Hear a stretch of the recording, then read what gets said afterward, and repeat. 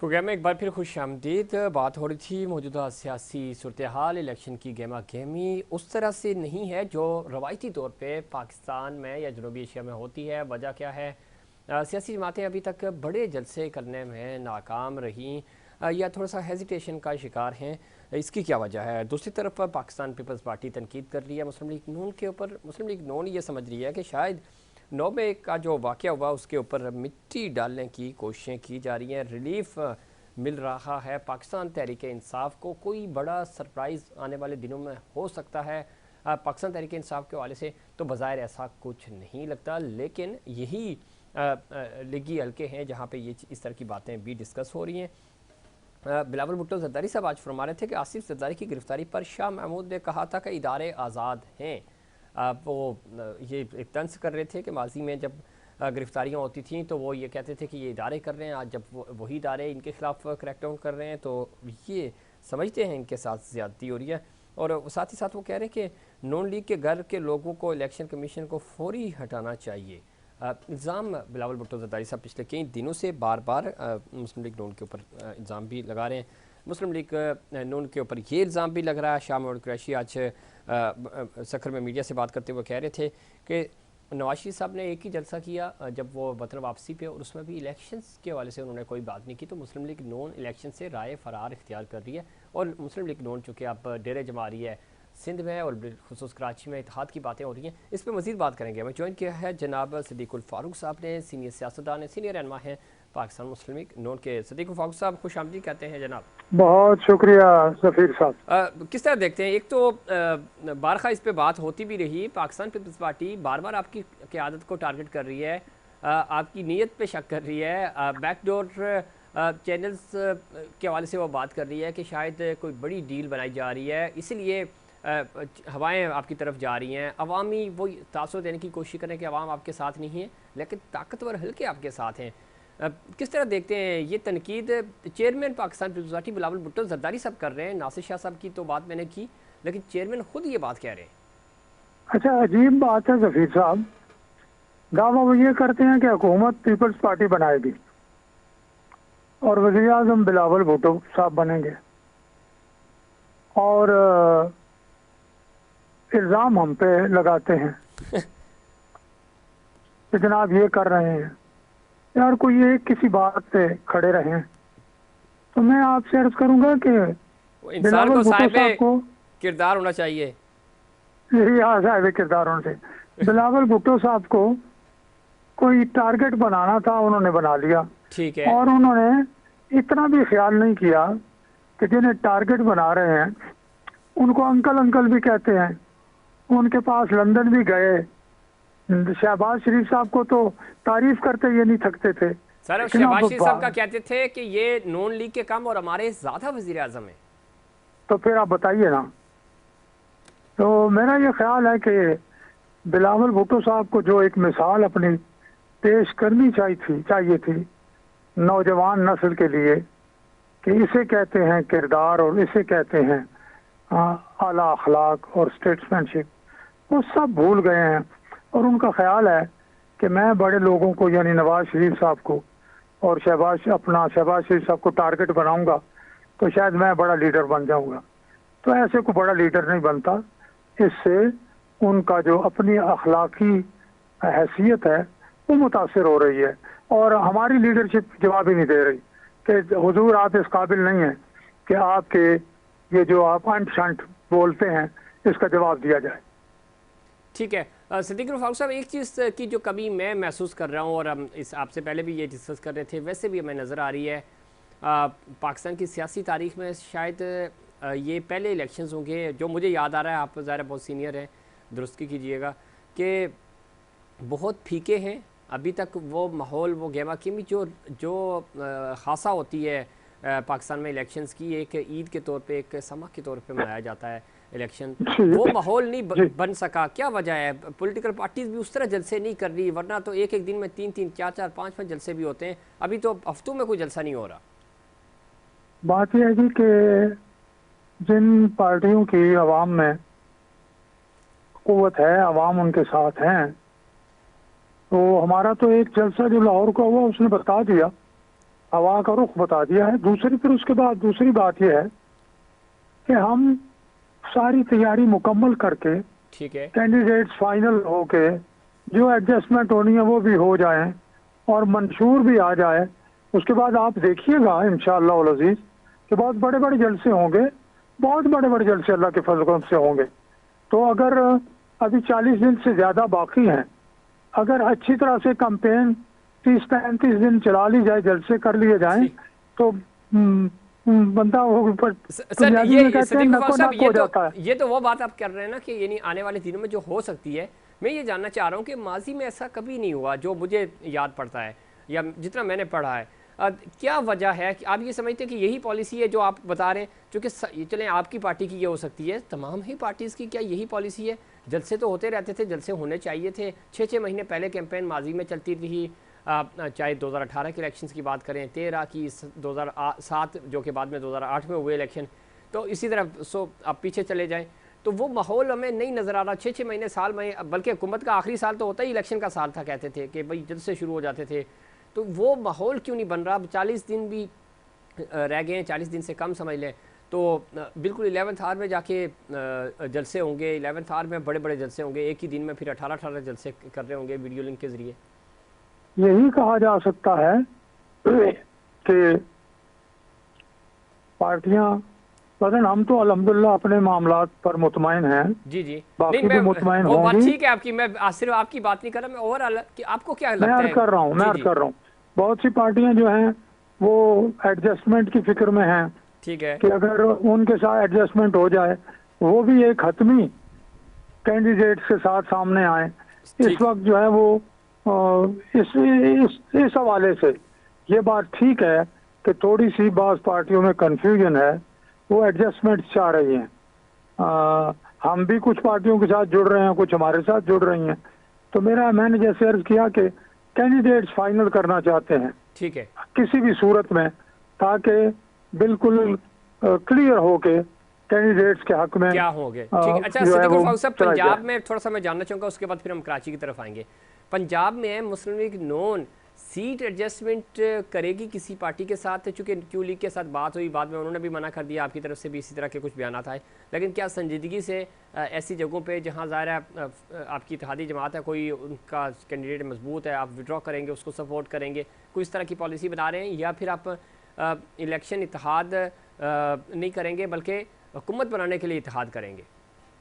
देखिए, ऐसी seat adjustment तो हम, अगर कोई चाहे कि किसी को 70 सीटें हम दे दें, कोई चाहे जी हमें इतनी सीटें दे दें, हम अपनी स्ट्रेंथ पे कंप्रोमाइज नहीं करेंगे। ठीक है। यहाँ एडजस्टमेंट वही होगी जहाँ हम समझें कि हमारा को कैंडिडेट कमज़ोर है और दूसरी पार्टी का कैंडिडेट बेहतर है।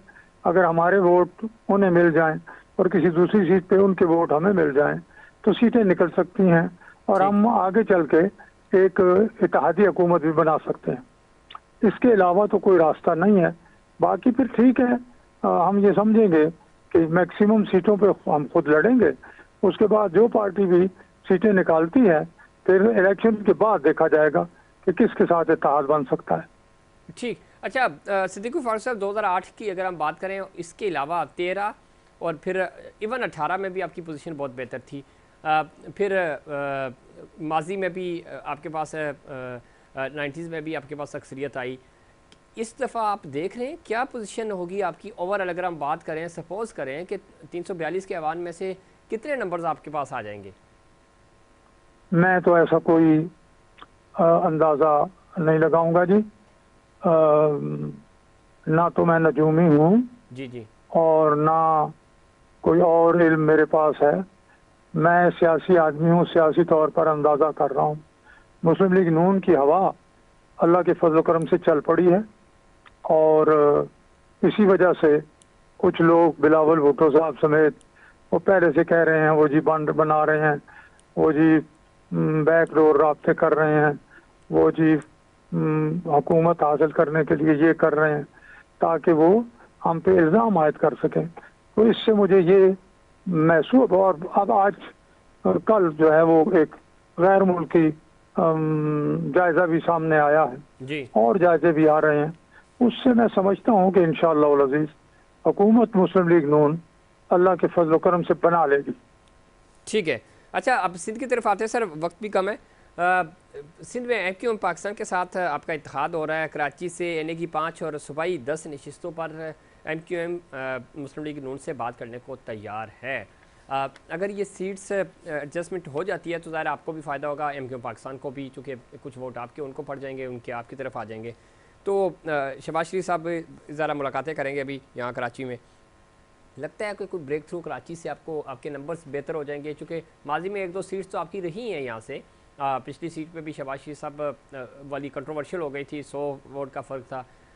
अगर हम उसको थोड़ा सा इस आपके खाते में डालें, मलीर की तरफ एक है, कुरंगी की तरफ एक सीट है, किमाड़ी वाली कुछ सीट्स हैं, तो कोई एडजस्टमेंट बन सकती है? मुस्लिम लीग नून इस पोजीशन में जा सकती है कि नेशनल की कोई 3 से 4 सीटें यहाँ से कराची डिवीजन से निकाल सके? दोनों को फायदा होगा। आपकी आवाज़ ज़रा मुझे कम आ रही है। जी जी। दोनों को फायदा होगा। जाहिर है मेजॉरिटी ऑफ सीट्स जो है कराची में वो तो हम नहीं लेंगे, ना हम डिमांड करेंगे। ठीक है। और एमक्यूएम के दोस्तों को भी पता है कहाँ हमारी ताकत है, जहाँ अगर वो खुद अपना कैंडिडेट खड़ा करें तो वो कामयाब नहीं हो सकता, और हमें उनके चंद वोट या कुछ वोट मिले तो हम सीट निकाल सकते हैं। उन्हें ये मालूम है कि किन सीटों पे मुस्लिम लीग नून के वोट उन्हें मिल जाएं, वो सीटें निकाल लेंगे। लेकिन ये बात दुरुस्त है कि एमक्यूएम के पास जो विनिंग सीट्स हो सकती हैं कराची में वो मुस्लिम लीग नून से ज़्यादा है। ठीक। तो ओवरऑल मुस्लिम लीग नून जो है उनको सपोर्ट करेगी, जहाँ के आपके मजबूत कैंडिडेट ये ऐसे ही होगा, माकूलियत अच्छा, का मुजाहरा करना चाहिए दोनों। सदीकुल फारूक साहब, ये तो पाकिस्तान की पूरी सियासत पे ही आपकी बड़ी गहरी नज़र होती है। सिंध में आपको कोई बड़ा सरप्राइज नज़र आ रहा है? चूँकि पाकिस्तान पीपल्स पार्टी क्लेम कर रही है, और जो फैक्ट्स भी हैं, हमारी जो सर्वे रिपोर्ट्स हैं, जो मीडिया रिपोर्ट कर रहा है, अभी तक तो कोई बड़ा चैलेंज नहीं है पाकिस्तान पीपल्स पार्टी को सिंध में। उनको एज हासिल है, जिस तरह माजी में पंजाब में आपको हासिल रहा, बड़े बड़े इत्तेहाद भी बने। आप इवन 2018 के इलेक्शंस में बड़ी मुश्किल से 19-20 करके पाकिस्तान तहरीक इंसाफ को हुकूमत दिलाई गई थी। तो इधर सिंध में भी यही पोजीशन है। पाकिस्तान पीपल्स पार्टी अंदरूनी सिंध में बहुत मजबूत है।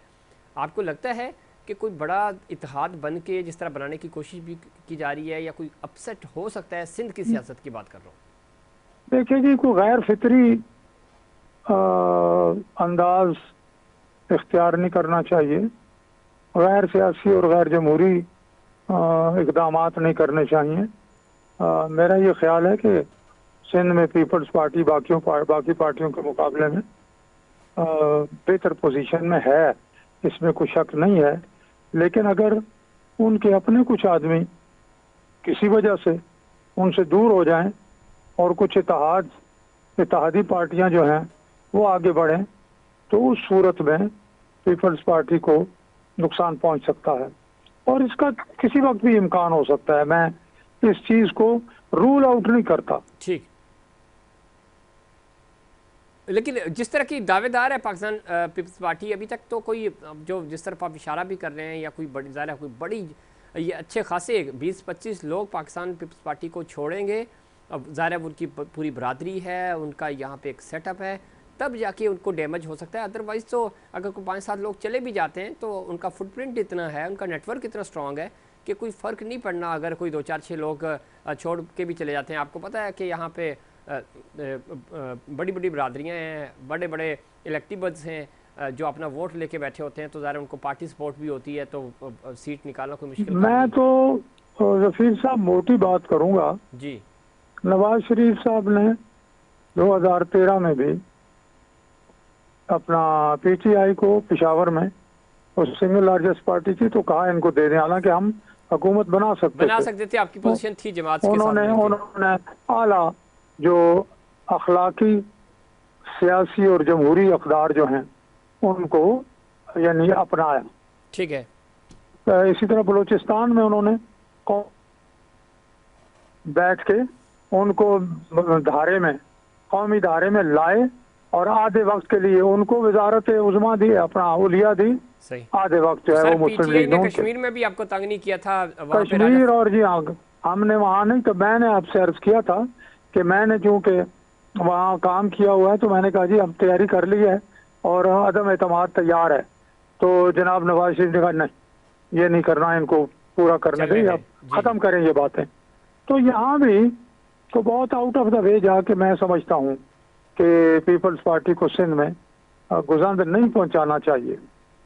ठीक है, बहुत शुक्रिया जनाब सिद्दीक फारूक साहब, आपने प्रोग्राम में वक्त नवाजिश। दिया। और ज़ाहिर है कोई बड़ा अपसेट और गैर फितरी तौर पे पाकिस्तान पार्टी को डैमेज किया जाए तो ही पॉसिबल होगा। अदरवाइज़ जो ग्राउंड रियलिटीज़ हैं उसके मुताबिक पाकिस्तान पार्टी को सिंध में शिकस्त देना बहुत ही मुश्किल काम होगा। कराची डिवीज़न में बेहतर पोजीशन हो सकती है दिगर जमातों की। पाकिस्तान पार्टी भी कुछ सीट्स निकालेगी, जमात है यहाँ पे, साथ ही साथ एम पाकिस्तान तहरीक इंसाफ है। लेकिन अगर हम ओवरऑल बात करें तो सिंध में पाकिस्तान पार्टी जो है वो दूर दूर तक उनका कोई मद्दे मुकाबिल नहीं, बेहतर पोजीशन में है। बाकी चीज़ें ज़रा पाकिस्तान की सियासत में भी कुछ नहीं होता, 24 घंटे भी बड़े इंपॉर्टेंट होते हैं और ये माजी में हमने देखा कि काया पलट गई 24 आवर्स के अंदर अंदर। अब देखना ये है कि मुस्तकबिल क्या होगा और एक जमहूरी प्रोसेस है, इसको आगे बढ़ना चाहिए ताकि पाकिस्तान तरक्की कर सके। सियासी इस्तेकाम आएगा तो माशी इस्तेकाम भी आएगा। ये था हमारा आज का प्रोग्राम। उम्मीद करता हूँ दीगर प्रोग्राम्स की तरह आज का प्रोग्राम भी आपको पसंद आया होगा। मुझे और इनसाइड पाकिस्तान की पूरी टीम को दीजिए इजाज़त। अल्लाह निगहबान।